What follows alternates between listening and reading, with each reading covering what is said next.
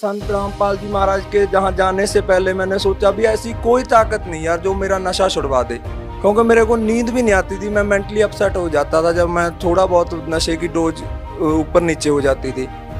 तो मैंने सोचा भी ऐसी कोई ताकत नहीं। जब मैं वहाँ गया तो मैं उस दिन भी नशा करके ही गया, जिस दिन मैंने नाम दीक्षा ली तब भी मैंने। और मेरे साथ वाला जो मेरे गाँव का लड़का था उसने बोला कि भाई तू ऐसा बोल दियो कि गुरुजी मेरा नशा छुड़वा दो। मेरे को यकीन बिल्कुल नहीं था कि मेरा नशा छूट जाएगा, क्योंकि इतना नशा इतनी डोज लेने के बाद मेरे को कोई यकीन नहीं था।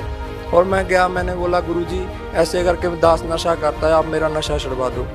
गुरुजी बोले, सिर पे हाथ रखा कि बेटा आज के बाद तू नशा नहीं करेगा। और भैया जब संत रामपाल जी ने महाराज जी ने मेरे सिर के ऊपर हाथ रख के कहा कि बेटा तू आज के बाद नशा नहीं करेगा, और भैया वो दिन है और आज का दिन है, मुझ को इतनी नफरत होगी नशे से कि नशा करना तो दूर, मैं किसी को ले आके भी नहीं देता। और जो